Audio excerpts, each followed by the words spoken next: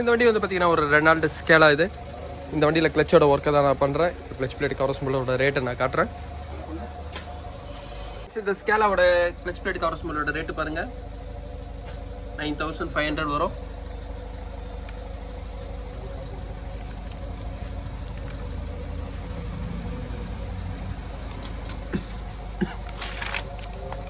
Friends, எப்பவுமே clutch plate வந்து பார்த்தீங்கன்னா அந்த லைன் இருக்கிற வரைக்கும் தான் அதை யூஸ் பண்ண முடியும். அதுக்கு மேலே வரும்போது வந்து பார்த்தீங்கன்னா கிளச்சி ஓவர் ஆட் ஆகிடும்.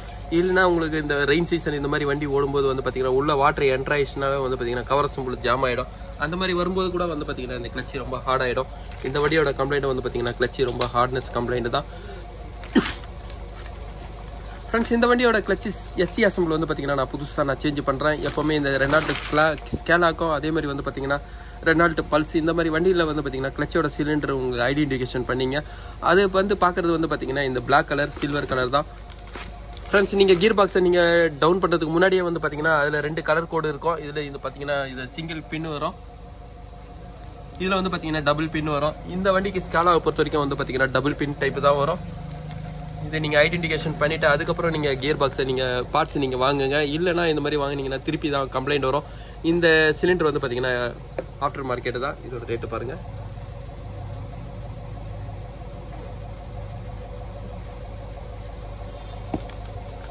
ஃப்ரெண்ட்ஸ், ஸ்கேலை பொறுத்த வரைக்கும் பார்த்தீங்கன்னா டபுள் பின் டைப் வருது.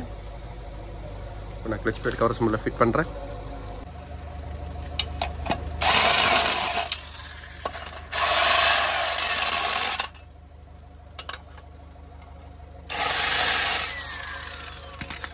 ஃப்ரெண்ட்ஸ், இந்த ஸ்கேலால் வந்து பார்த்தீங்கன்னா கிளச்சோட ஒர்க்கை நான் முடிச்சிட்டேன். இந்த வண்டி 1 கிலோமீட்டர் வந்து பார்த்தீங்கன்னா 1,47,000 கிலோமீட்டர் ஓடி இருக்கு. இப்போ நான் கிளச் பெட்டில் காட்டுறேன்.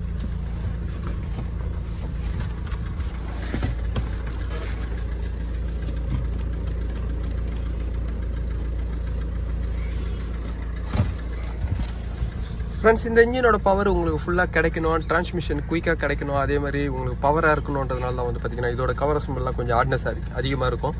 அதனால தான் கிளச் பிளேட் தேயும் போது வந்து பார்த்தீங்கன்னா இதோட ஹார்ட்னஸ் வந்து பார்த்தீங்கன்னா ரொம்ப அதிகமாக இருக்கும். ரொம்ப கிளச்சாக வந்து பார்த்தீங்கன்னா ஹார்டாக இருக்கும். இதெல்லாம் வந்து பார்த்தீங்கன்னா இந்த வண்டியோட ஒரு நார்மல் தான். இந்த வண்டி கிளச்சு நீங்கள் ரெடி பண்ணும்போது வந்து பார்த்தீங்கன்னா அந்த டைம் கொஞ்சம் ஃப்ரீயாக இருக்கும். அதுக்கப்புறம் கொஞ்சம் பார்த்தீங்கன்னா ஓட உங்களுக்கு இது டைட்னஸ் அதிகமாக இருக்கும். கிளச் பிளேட் தேயும் போது இன்னும் அதிகமான டைட் இருக்கும். இந்த வண்டியோட கம்ப்ளைண்ட் வந்து பார்த்தீங்கன்னா கிளச் ஹார்ட்னஸ்னால தான் நான் இப்போ டிஸ்மேண்டிங் பண்ணேன். ஃப்ரெண்ட்ஸ், இந்த வீடியோ உங்களுக்கு பிடிச்சிச்சுன்னா லைக் பண்ணுங்கள், ஷேர் பண்ணுங்கள். Thank you friends.